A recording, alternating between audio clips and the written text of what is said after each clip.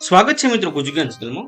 આ વિડીયોમાં આપણે વાત કરવાના છીએ કે જો તમારે ગુજરાત સરકારની જે ડિજિટલ ગુજરાતની અંદર સ્કોલરશિપ છે એ તમારે એપ્લાય કરવી હોય તો કઈ રીતે એપ્લાય કરી શકો અને કેટલા પ્રકારની શૈક્ષણિક સ્કોલરશિપ તમને મળવાપાત્ર છે એ કઈ રીતે તમે ચેક કરી શકો એની વાત આપણે આ વિડીયોમાં કરવાના છીએ। તો સૌપ્રથમ આપણે ગવર્મેન્ટનું જે ઓફિશિયલ પોર્ટલ છે digitalgujarat.gov.in એની લિંક તમને ડિસ્ક્રિપ્શનમાં આપી દઈશ। અત્યારે હું અહીંયા લોગ આઉટ કરી દઉં છું, તમને આગળથી સ્ટાર્ટિંગથી તમને બધી પ્રોસેસ છે હું બતાવી શકું। તો અહીંયાથી તમે છે એ ઓનલાઈન ફોર્મ ભરી શકો। એની પહેલાં તમને ખબર હોવી જોઈએ કેટલી પ્રકારની સહાયતા છે, કેટલી પ્રકારની સ્કોલરશિપ તમને મળવાપાત્ર રહે છે। તો એની માટે ગુજરાત સરકારનું પોર્ટલ છે sce.gujarat.gov.in એની અંદર તમે અહીંયા યોજનાઓ આવશો। તેમાં શૈક્ષણિક છે, આર્થિક ઉત્કૃષ્ટતા માટે છે, આરોગ્ય માટે છે, નિર્દેશ ગરીબીના। તો અહીંયા શૈક્ષણિકની અંદર જેટલી પણ ગવર્મેન્ટની સ્કોલરશિપ મળવાપાત્ર રહે છે એ તમારી આમ છે, કેમ કે બધા લોકોના છે એજ્યુકેશન ક્વોલિફિકેશન બેકગ્રાઉન્ડ છે અલગ અલગ હોય છે। કોઈ સાયન્સ સ્ટ્રીમમાં હોય છે, કોઈ કોમર્સમાં હોય છે, કોઈ આર્ટ્સમાં હોય છે, એમાં પણ કોઈ મેડિકલ ક્ષેત્ર હોય, કોઈ એન્જિનિયરિંગમાં હોય કે કોઈ M.Com કરતું હોય, B.Com કરતું હોય। તો જે તમારું અભ્યાસ હોય એ રીતે તમને છે મળવાપાત્ર રહે છે। કોઈ 11-12માં વિજ્ઞાન પ્રવાહમાં હોય, કોઈ સામાન્ય પ્રવાહમાં હોય। તો આમાં ઘણા બધા પ્રકારની સ્કોલરશિપ છે, તમને કઈ મળવાપાત્ર છે એ તમારે સૌપ્રથમ ઓફિશિયલ વેબસાઇટ છે એમાં ચેક કરી લેવાનું છે। એમાં તમને ઓબીસીની પણ હોઈ શકે, ઈડબ્લ્યુએસની પણ હોઈ શકે, જનરલના બાળકોની પણ હોઈ શકે, કોઈ પણ કાસ્ટ કોઈ બાધ્ય નથી। તમારે સૌપ્રથમ જે તમારી સ્કોલરશિપ છે મળવાપાત્ર રહે છે એ તમારે શૈક્ષણિક તમારા ક્વોલિફિકેશનને લઈ અને કઈ સ્કોલરશિપ તમારે મળવાપાત્ર રહે છે એ તમારે આ sce.gujarat.gov.in એની મદદથી ચેક કરી લેવાનું છે। માની લો કે તમે 11-12ની અંદર વિજ્ઞાન પ્રવાહમાં અભ્યાસ કરો છો, અનુસૂચિત જાતિના વિદ્યાર્થીઓ માટે જો તમે ખાનગી ટ્યુશન લઈ રહ્યા હોય તો તમને એની અહીંયા માપદંડો આપેલા છે કે ધોરણ 10ની અંદર 70% હોવા જોઈએ, આવક મર્યાદા છે તમારી 6 લાખ હોવી જોઈએ, ધોરણ 11માં તમારે 15,000 મળશે, ધોરણ 12માં તમને 15,000 મળવાપાત્ર રહે છે।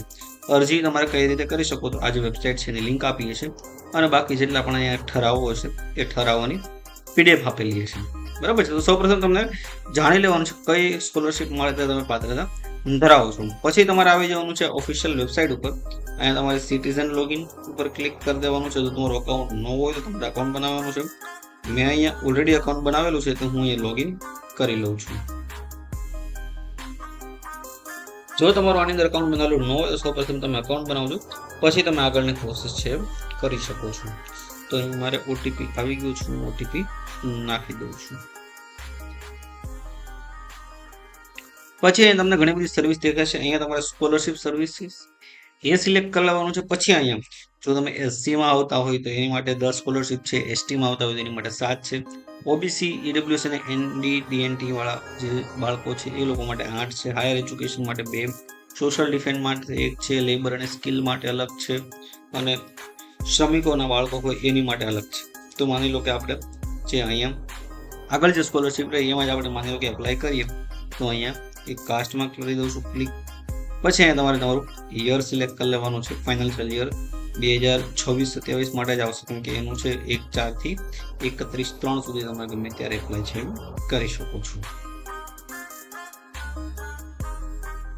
પછી અહીંયા ઘણી બધી સ્કોલરશિપ હશે એ તમને જે પણ અહીંયા તમે એપ્લાય કરી શકો એની લિંક અહીંયા તમને મળી જશે।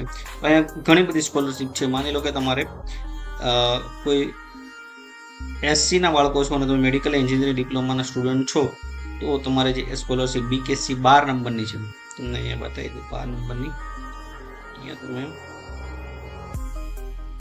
યોજનામાં આવશો, બીકેસી ઇંગ્લિશ ભાષા હું સિલેક્ટ કરી લઉં છું।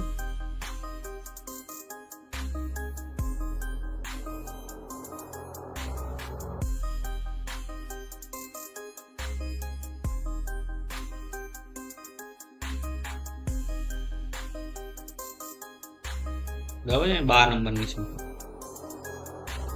અહીંયા સૌપ્રથમ તમારે સ્કોલરશિપ અહીંયા જોઈ લેવાની છે। તેમાં કોઈ પણ કોણ એપ્લાય કરી શકે છે, અનુસૂચિત જાતિના હોવો જોઈએ, વિદ્યાર્થી મેડિકલ એન્જિનિયરિંગ ડિપ્લોમા અભ્યાસ કરતો હોવો જોઈએ, સહાય માત્ર પ્રથમ વર્ષમાં મળવાપાત્ર રહે છે, એમાં તમે જો મેડિકલમાં હોય તો તમને જે છે એ સાધન ખરીદવા માટે મેડિકલ ક્ષેત્રની અંદર તમે અભ્યાસ કરતા હોય, માનો કે MBBS કરતા હોય તો એમાં જે તમારા સાધન જોતા હોય એની માટે 15,000, ડિગ્રી એન્જિનિયરિંગ માટે 10 અને ડિપ્લોમા માટે 5. બરાબર છે. તો આવી રીતે તમારો વધારે રહેશે. તો એ માટે તમારે કરવું હોય તો BKC 12 નંબરની જે સ્કોલરશિપ છે એમાં તમારે એપ્લાય કરી દેવાનું છે. પછી તમારા અહીંયા ભાષા છે એ ઇંગ્લિશ કમ્પલસરી છે.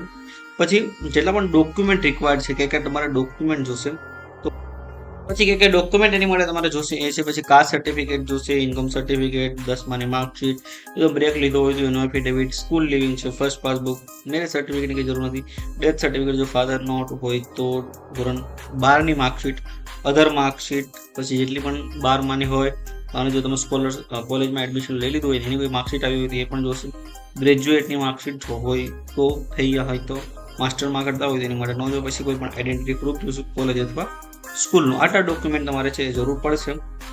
પછી તમારે કન્ટિન્યુ સર્વિસ ઉપર ક્લિક કરી દેવાનું છે.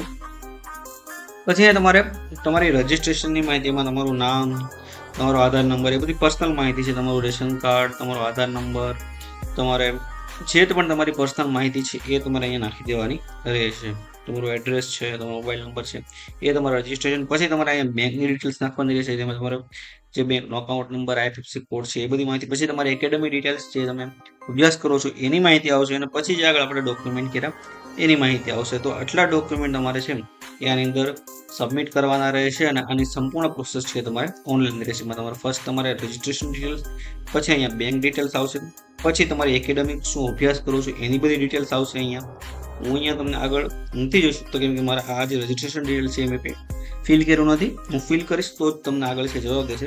અને પછી જે ડોક્યુમેન્ટની આગળ વાત કરી એ ડોક્યુમેન્ટ આપણે અટેચ કરવાના રહેશે. તો એની અંદર જેટલા પણ રિક્વાયર્ડ ડોક્યુમેન્ટ છે એ તમારે સબમિટ કરી અને ફાઇનલી વેરીફાઈ કરી અને તમારે અહીં અંદર ફોર્મ ભરવાનું રહે છે. એટલા ડોક્યુમેન્ટ તમે અપલોડ કરી દો. પછી તમારો નંબર વેરીફાઈ કરવાનો છે. પછી કન્ફર્મ અને ફાઇનલ ઉપર ક્લિક કરશો એટલે તમને છે તમારું ફોર્મ છે ભરાઈ જશે. આ આપણે વાત કરી કોઈ પણ એક સ્કોલરશિપની, આની આવી ઘણી સ્કોલરશિપ છે, બધાની અંદર સેમ જ પ્રોસેસ હોય છે. ડોક્યુમેન્ટની અંદર થોડું ઘણું આમ તેમ હોઈ શકે, એટલે કે જેટલે તમે જે સ્કોલરશિપ સિલેક્ટ કરો એ પ્રમાણે ડોક્યુમેન્ટ તમારી પાસે માગી શકે છે. બરાબર છે. તો અહીંયા SC માટે છે, SCBC માટે છે, EBC માટે છે, હાયર એજ્યુકેશન માટે સ્કીમ છે, એમાં પણ જો તમારે કરવું હોય તો એમાં પણ સેમ જ પ્રોસેસ રહેશે.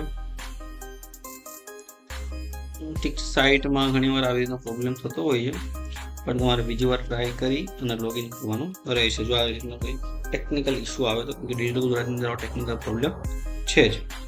ઠીક છે. તો આ આપણે વાત કરી કે તમારે ડિજિટલ ગુજરાતની અંદર સ્કોલરશિપનું ફોર્મ ભરવું હોય તો તમે કઈ રીતે ઓનલાઈન ભરી શકો.